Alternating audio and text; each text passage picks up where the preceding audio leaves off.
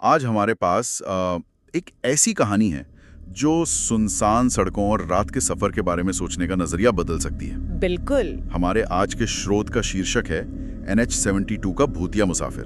तो आज हम सिर्फ एक कहानी नहीं सुनाएंगे, बल्कि उस अंधेरी सड़क पर उतरकर ये समझने की कोशिश करेंगे कि कैसे एक आम सा हाईवे एक खौफनाक किबंदी का घर बन जाता है। और यही बात इन कहानियों को इतना असरदार बनाती है ना? हाँ।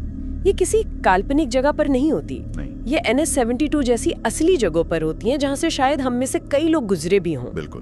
तो चलिए उस ट्रक के केबिन में रवि के साथ बैठते हैं और महसूस करने की कोशिश करते हैं कि उस रात असल में हुआ क्या था। क्या कभी सोचा है कि कोई सड़क भी शापित हो सकती है? एक ऐसा रास्ता जो दिन में तो आम है, लेकिन रात होते ही उन लोगों का हो जाता है जो अब जिंदा नहीं है। ये कहानी सिर्फ डराने के लिए नहीं है, ये हमारे सबसे गहरे डरों को छूती है। अकेलेपन का डर, मदद न मिलने का डर और सबसे बढ़कर उस अनजाने का डर जो अंधेरे में हमारा इंतजार कर रहा होता है। बिल्कुल। तो कहानी शुरू होती है रवि से। 35 साल का एक तजुर्बेकार ट्रक ड्राइवर देहरादून से सहारनपुर का सफर कर रहा है। और कहानीकार हमें सीधा उस पल में ले जाता है जहां से बेचैनी शुरू होती है। हाँ, और वो वक्त घड़ी में रात के 12:23 है। ये वो वक्त है जिसे हम विचिंग आवर कहते हैं, है ना? हाँ, जब माना जाता है कि अच्छी और बुरी दुनिया के बीच का पर्दा सबसे पतला हो जाता है। Exactly. और फिर माहौल को और घना बनाने के लिए एक एक करके सारे सहारे छीन लिए जाते हैं। ट्रक घने जंगल से गुजर रहा है जहां दूर दूर तक कोई नहीं। और फिर आता है आज के जमाने का सबसे बड़ा डर, मोबाइल का नेटवर्क। हाँ, नेटवर्क चला जाता है। एक झटके में आप दुनिया से कट जाते हैं। मदद के लिए फोन करने का रास्ता बंद। सच कहूँ तो आज के जमाने में नेटवर्क खो देना ही अपने आप में एक हॉरर फिल्म की शुरुआत जैसा है। सही बात है। हम टेक्नोलॉजी पर इतना निर्भर हो गए हैं कि उसके बिना बिल्कुल असहाय महसूस करते हैं। कहानीकार इसी असल आधुनिक डर को भुना रहा है। भूत से पहले वो आपको दुनिया से काट देता है। और फिर रवि का आखिरी साथी रेडियो, जो उस खामोशी को तोड़ रहा था, अचानक घरघरा कर बंद हो जाता है। अब कैबिन में सिर्फ इंजन की आवाज है और बाहर घना अंधेरा, और तभी हवा अचानक बर्फीली हो जाती है। ये जो एक एक करके चीजों का बंद होना है ना, ये मनोवैज्ञानिक रूप से बहुत असरदार है। ये सिर्फ डरावने तत्व नहीं है। नहीं, ये किरदार के बाहरी दुनिया से रिश्ते को काटने का एक तरीका है। अब वो सिर्फ एक ट्रक ड्राइवर नहीं है, वो उस सुनसान सड़क पर फंसा एक अकेला इंसान है। हाँ बिल्कुल, वो पूरी तरह से उस जगह के रहमो करम पर है। ये डर किसी भूत से ज्यादा असली लगता है। सही कहा। और इसी गहरे अकेलेपन के बीच कहानी का वो मोड़ आता है जिसका सबको इंतजार था।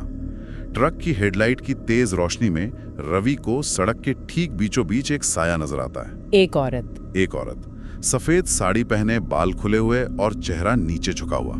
और ये तस्वीर, ये हमारे जहन में इतनी गहराई तक बसी हुई है ना। बिल्कुल, पीढ़ियों से हमने ऐसी कहानियां सुनी है। इसे देखते ही दिमाग में एक ही आवाज आती है, कुछ बहुत गलत होने वाला है। हाँ, ये एक सांस्कृतिक कोड की तरह है। सफेद साड़ी जो आमतौर पे पवित्रता या शोक का प्रतीक है, रात के अंधेरे में अपशकुन का संकेत बन जाती है। उसका मतलब बिल्कुल उल्टा हो जाता है। बिल्कुल। और खुले बाल एक तरह की आजादी या कहें कि सामाजिक नियमों से परे होने का प्रतीक है। कहानीकार को कुछ कहने की जरूरत ही नहीं पड़ती, ये एक तस्वीर ही डर का पूरा माहौल बना देती है। तो रवि ट्रक रोकता है, शायद ये सोचकर कि कोई मुसीबत में है। वो औरत धीरे से कुछ कहती है और उसकी आवाज में दर्द साफ महसूस होता है। मुझे बस थोड़ी दूर छोड़ दो। अब ये बहुत अजीब बात है। हाँ, एक ही लाइन में वो मदद भी मांग रही है और एक चेतावनी भी दे रही है। Exactly. मैं यहाँ थोड़ा अलग सोचती हूँ। क्या ये वाकई सिर्फ इंसानियत थी जिसकी वजह से रवि रुका, मतलब, या फिर उस सुनसान सड़क पर एक अजीब सा आकर्षण था? कभी कभी ऐसी स्थितियों में हमारा दिमाग तर्क से ज्यादा जिज्ञासा पर चलने लगता है, भले वो खतरनाक हो। ये भी एक पॉइंट है। उसका ये कहना कि आगे मत जाना एक पहेली की तरह है। क्या वो किसी खतरे से बचा रही है या वो खुद ही खतरा है? ये सवाल इतना मजबूर करने वाला है कि शायद मैं और आप भी एक पल के लिए रुकने की सोचें। ये तो है। और रवि वो दरवाजा खोल देता है, लेकिन जैसे ही वो औरत ट्रक में बैठती है, स्रोत बताता है कि कैबिन का तापमान अचानक गिर जाता है। ओह, इतनी ठंड की रवि को कंपी छूट जाती है। ये वो क्लासिक संकेत है कि आपके आसपास कोई सामान्य इंसान नहीं है। नेता वाला सिद्धांत ये है कि आत्माओं को प्रकट होने के लिए ऊर्जा चाहिए होती है और वो अपने आसपास के माहौल से गर्मी सोख लेती हैं। अच्छा। कहानियों में इसका इस्तेमाल डर को सिर्फ दिमागी नहीं बल्कि एक शारीरिक एहसास बनाने के लिए किया जाता है।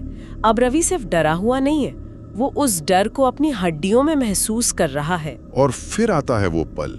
सच कहूं तो कहानी का ये वो हिस्सा है जहां मेरे रोंगटे खड़े हो जाते हैं। बताइए। रवि आदत के तौर पर रियर व्यू मिरर में देखता है, शायद ये पक्का करने के लिए कि उसकी सवारी ठीक से बैठ गई है, लेकिन पीछे की सीट खाली थी। ओहो, वो औरत वहाँ थी ही नहीं। वो एक पल का एहसास कि जिसे आपने अभी अभी अपनी गाड़ी में बिठाया वो असल में वहाँ है ही नहीं। उफ, सोचकर ही हैरान होती है। ये पल कहानी के लिए बहुत जरूरी है, क्योंकि यहाँ पहली बार रवि की असलियत की पकड़ ढीली पड़ जाती है। अब तक वो हर चीज का कोई ना कोई बहाना बना सकता था।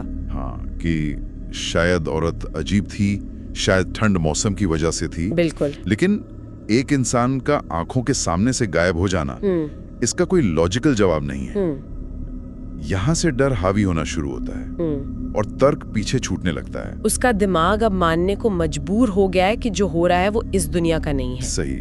रवि शायद सदमे में है। वो ट्रक चलाता रहता है, खुद को यकीन दिलाने की कोशिश कर रहा है कि ये सब उसकी आंखों का धोखा था। शायद नींद की कमी से ऐसा लगा हो, लेकिन ऐसा था नहीं। बिल्कुल नहीं। तभी कहानी का सबसे भयानक हिस्सा सामने आता है। उसके ठीक कान के पास एक बर्फीली फुसफुसाहट सुनाई देती है। भैया, क्या तुम्हें पता है इस सड़क पर हर हफ्ते लाशें मिलती हैं? बाप रे। औरत अब पीछे की सीट पर नहीं, बल्कि ठीक उसके बगल में है, इतनी पास कि वो उसकी सांसें महसूस कर सकता है। ये प्रॉक्सिमिटी यानी निकटता डर को 100 गुना बढ़ा देती है। जब खतरा दूर होता है तो आपके पास लड़ने या भागने का विकल्प होता है। हाँ, लेकिन जब खतरा आपके व्यक्तिगत दायरे में घुस आए, आपके कान में फुसफुसाए, तो भागने की कोई जगह नहीं बचती। ये पूरी तरह से असहाय और कैद हो जाने वाली भावना है। सही कहा। अब वो उस खतरे से भाग नहीं सकता, वो उसी के साथ उस छोटे से कैबिन में बंद है।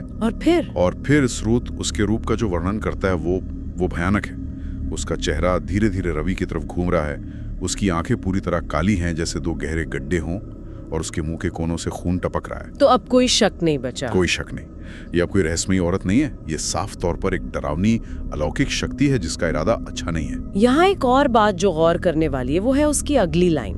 वो अपनी पहचान सिर्फ एक भूत के तौर पर नहीं बताती। क्या कहती है वो? वो कहती है, हम वो हैं जो NH-72 पर मरे और आज भी घर नहीं पहुंचे। हम, हाँ, ये मैंने भी नोटिस किया था। वो मैं नहीं, हम कहती है। इसका क्या मतलब हो सकता है? इसका मतलब है कि वो अब सिर्फ एक अकेली आत्मा नहीं है। वो उस सड़क पे मारे गए हर इंसान की आवाज बन गई है। उसका दर्द, उसका गुस्सा, उसकी अधूरी यात्रा, ये सब उन अनगिनत लोगों का है जो उस सड़क पर अपनी मंजिल तक नहीं पहुंच पाए। अच्छा, मतलब ये डर को एक व्यक्तिगत अनुभव से निकालकर एक सामूहिक त्रासदी बना देता है। बिल्कुल। अब रवि सिर्फ एक भूत का सामना नहीं कर रहा, वो सड़क के पूरे दर्दनाक इतिहास का सामना कर रहा है। वो औरत उस सड़क की ही आत्मा है। और इसी भयानक एहसास के साथ कहानी अपने चरम पर पहुंचती है। रवि का ट्रक पर से नियंत्रण पूरी तरह खत्म हो जाता है। कैसे? स्रोत के मुताबिक एक्सेलरेटर अपने आप दब जाता है और ट्रक तूफानी रफ्तार से भागने लगता है। ब्रेक फेल हो चुके हैं, स्टीयरिंग व्हील जाम है। मतलब अब सब कुछ उसके हाथ से निकल चुका है। हाँ, ये वो पल है जहां इंसान की सारी कोशिशें बेकार हो जाती हैं। वो अब सिर्फ एक यात्री हैं, अपनी ही मौत की तरफ जाती गाड़ी में। नियंत्रण खो देना शायद इंसान के सबसे बड़े डरों में से एक है। जब तक हमें लगता है कि हम हालात को काबू कर सकते हैं, तब तक उम्मीद रहती है। लेकिन जैसे ही स्टीयरिंग व्हील और ब्रेक आपके हाथ से निकल जाते हैं, आप पूरी तरह से उस अलौकिक शक्ति के रहमो करम पर आ जाते हैं। ये बेबसी का चरम है। बिल्कुल। और मानो इतना काफी नहीं था, अब उसे सड़क पर और भी भयानक मंजर दिखने लगते हैं। हेडलाइट की रोशनी में उसे दूसरी परछाइयां नजर आती हैं। कैसी परछाइयां? बिना सिर वाले लोग, जले हुए चेहरे, बच्चे और औरतें जो रो रही हैं। चारों तरफ से एक ही आवाज गूंज रही है, रुको, यहीं उतरो, हमारे साथ रहो। बाप रे। ऐसा लगता है जैसे वो सड़क और उस पर मरी हुई सारी आत्माएं उसे भी अपनी इस दर्दनाक दुनिया में खींच लेना चाहती हैं। हाँ, बिल्कुल। ये एक तरह से उस सड़क पर ही बसा हुआ नरक है। ये सभी आत्माएं एक ही दर्द और अधूरी इच्छा से बंधी हुई हैं, और वो रवि के अकेलेपन को खत्म करके उसे अपने समूह में शामिल करना चाहती हैं। और उनका यहीं उतरो कहना एक तरह का निमंत्रण है। मौत की दुनिया में शामिल होने का एक बहुत ही भयानक किस्म का अपनापन। इस भयानक स्थिति में जब विज्ञान, तर्क और हिम्मत सब जवाब दे चुके होते हैं, रवि वो करता है जो शायद हम में से कई लोग करेंगे। क्या? वो अपनी आंखें जोर से बंद कर लेता है और हनुमान चालीसा का पाठ करना शुरू कर देता है। ये भारतीय संदर्भ में एक बहुत ही स्वाभाविक और शक्तिशाली प्रतिक्रिया है। हाँ, और यहाँ सांस्कृतिक और मनोवैज्ञानिक पहलू बहुत दिलचस्प है।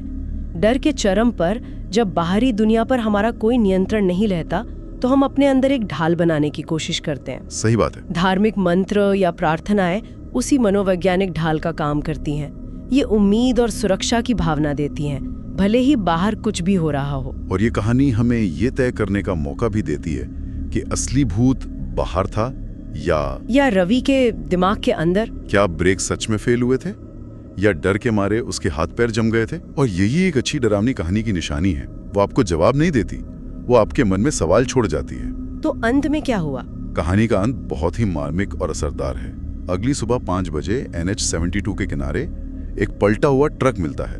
रवि जिंदा है, लेकिन वो अब पहले जैसा कभी नहीं हो पाएगा।